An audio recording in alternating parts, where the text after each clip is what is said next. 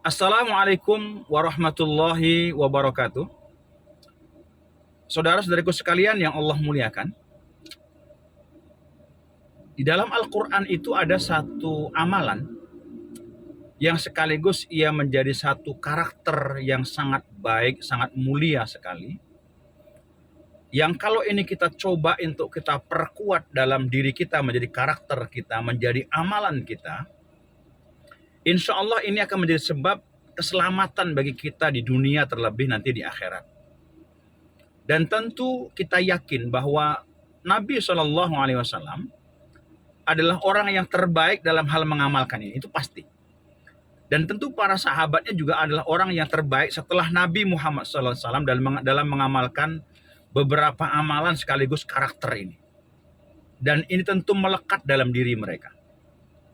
Nah, ayat yang saya maksud itu adalah firman Allah dalam surah Ali Imran ayat 134. Kata Allah di ayat itu, alladzina yunfiquna fis sarai wad dharra wal kadhiminal ghaidha wal 'afina 'anil nas. Ini ternyata ada di antara ciri orang yang bertakwa. Dari karakter ciri orang yang bertakwa itu, yang pertama adalah orang yang senantiasa berinfak. Yang kedua adalah orang yang berusaha menjaga menahan amarahnya. Yang ketiga adalah orang yang senantiasa berusaha untuk melapangkan hati, memaafkan kesalahan semua orang. Dan kalaupun kita mau ambil 4 karakter, maka di ayat yang ke-133 dan ke-135 itu satu karakter terpisah adalah bahwa orang yang bertakwa itu adalah orang yang bersegera untuk meminta ampun setiap kali dia berbuat salah, bahkan hari-harinya dia hiasi dengan istighfar kepada Allah Subhanahu wa taala. Di kesempatan ini 2 karakter yang ingin saya sampaikan, dan ayo sama-sama saya pribadi dan kita semua belajar untuk menguatkan karakter ini, akhlak ini. Yang pertama adalah wal kadhibinal ghaidha. Jadi orang yang bertakwa itu adalah orang yang berusaha untuk menahan amarahnya, sekalipun justru pada saat di mana dia bisa marah. Justru pada saat di mana dia bisa membalas atas cacian, makian, ghibahan, atau bahkan mungkin fitnahan orang lain. Mungkin orang pernah mengejek kita, mengolok kita, mencaci kita, menghina kita, menggibah, bahkan mungkin pernah menfitnah kita. Tapi bisa jadi, dan sebaiknya kita fokus, mungkin kita juga pernah menghina orang, mencaci orang, menggibahin orang, atau bahkan naudzubillah mungkin juga pernah menfitnah orang lain.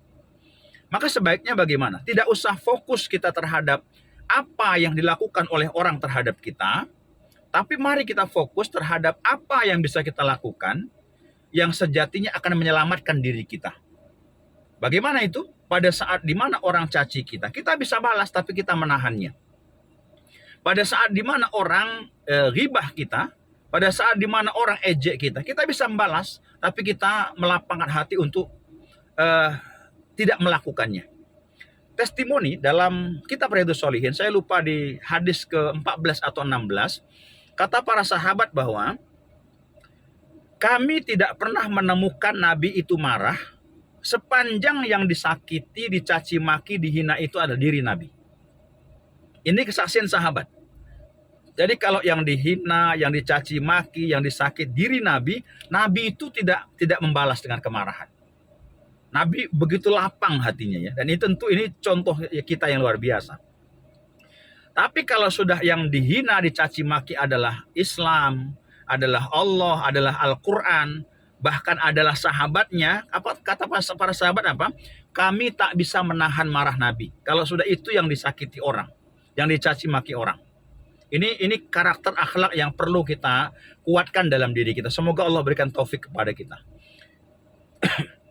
Yang tidak kalah menariknya, saudara-saudariku, adalah yang ketiga, wal afina anin nas, memaafkan kesalahan semua orang. Saya coba buka beberapa literatur, tidak ada pengkhususan orang itu siapa, tapi semua orang.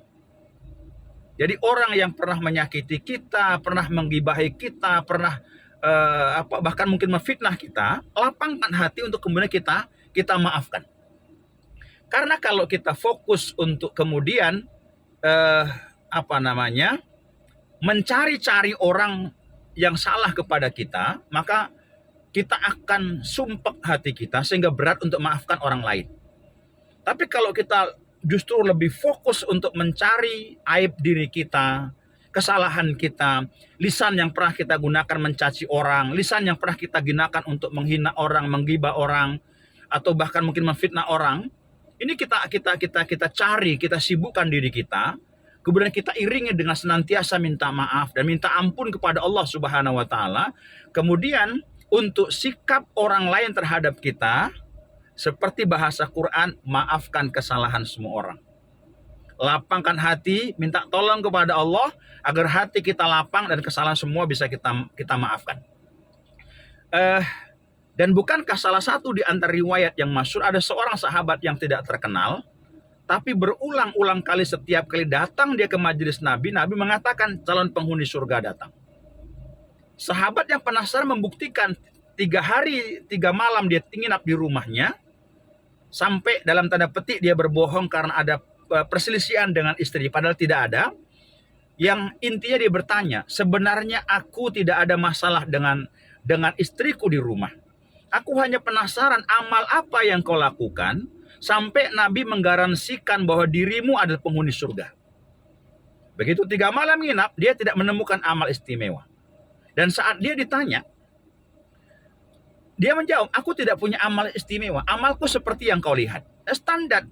Kalau sholat tahajud ya sholat tahajud, sholat subuh ya sholat subuh. Tapi nggak ada yang dari mulai isya sampai malam itu sholat malam gitu, tidak ada. Ya. Tapi kata beliau, ada satu amal yang kau tidak lihat, yang orang tidak tahu. Apa itu? Nah, ini penasaran sahabatnya. Ketika mau tidur, aku bilang sama Allah, ya Allah, aku maafkan kesalahan semua orang. Ini patut kita contoh. Ya, semoga Allah mudahkan kita ya. Jadi setiap malam usahakanlah kita ucapkan dengan lisan, ya, atau paling enggak dengan hati kita, dan kita bilang sama Allah, ya Allah, malam ini aku maafkan kesalahan semua orang. Tentu orang beriman adalah orang yang paling layak mendapatkan maaf dari kita. Dan tentu juga adalah orang-orang yang terdekat kepada kita.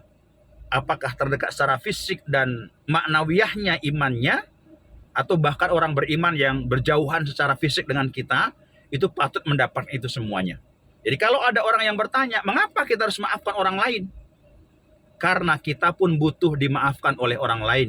Jangan hanya mau dimaafkan, tapi mulailah dengan memaafkan kesalahan semua orang. Saudara-saudariku, semoga bermanfaat. Demikian, jazakumullah khairan katsiran. Barakallahu fikum. Assalamualaikum warahmatullahi wabarakatuh.